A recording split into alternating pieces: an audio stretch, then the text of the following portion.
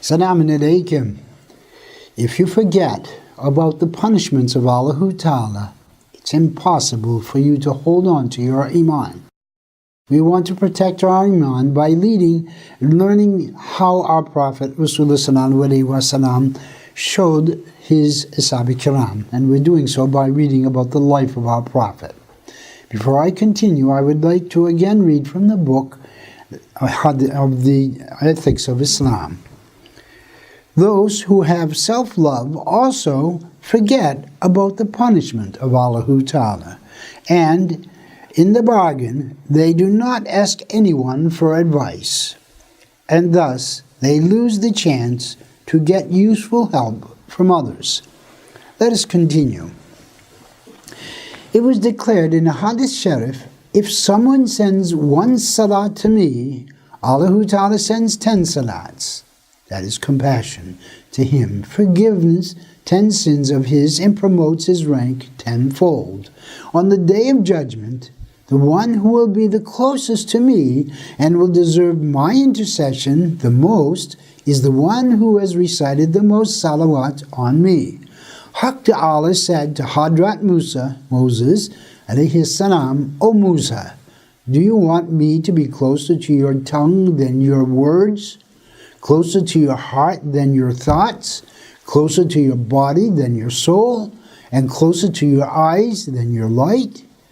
When he said, yes, O my Rabb, Allahu Ta'ala decreed, then recite many salawat on Muhammad sallallahu alaihi wasallam. Allahu Ta'ala said to Musa, do you want to not suffer thirst on the day of judgment?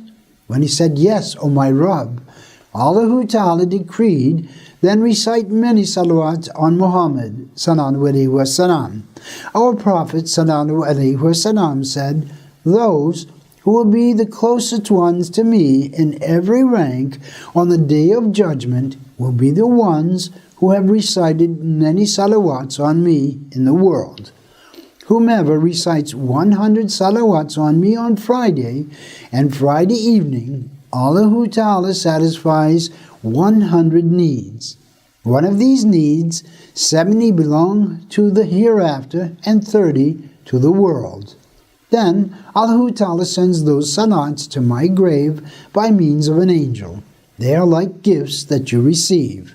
That angel informs me of the name, descent, and tribe of the sender and records it on a white sheet which is with me. My knowing after my death is like my knowing while I'm alive.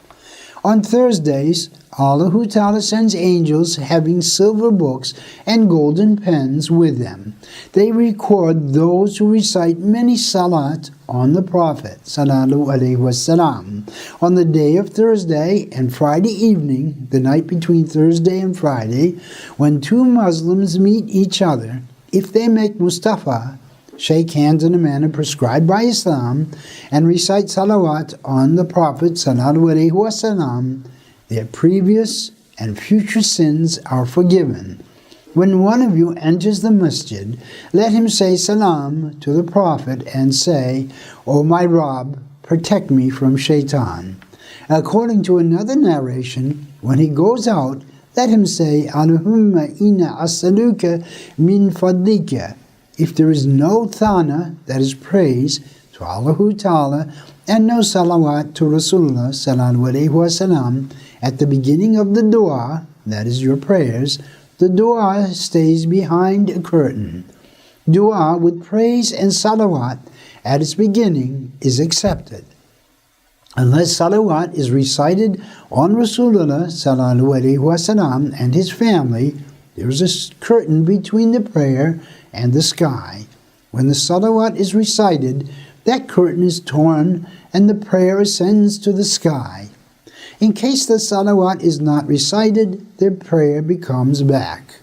If the name of Allahu Ta'ala is not mentioned and no salat is recited on Rasulullah in a gathering, a whip stands ready over the attendants and it either torments or forgives them. When you have ringing in your ears, remember me and recite salat on me. He who intends to start a task should consult regarding that matter. Allahu Ta'ala will grant him discretion in his task. In case one wants to say a word but forgets it, let him recite salât on me. In a case a beneficial action is started without mentioning the name of Allahu Ta'ala and reciting salât on me, it is interrupted and its benediction will be removed.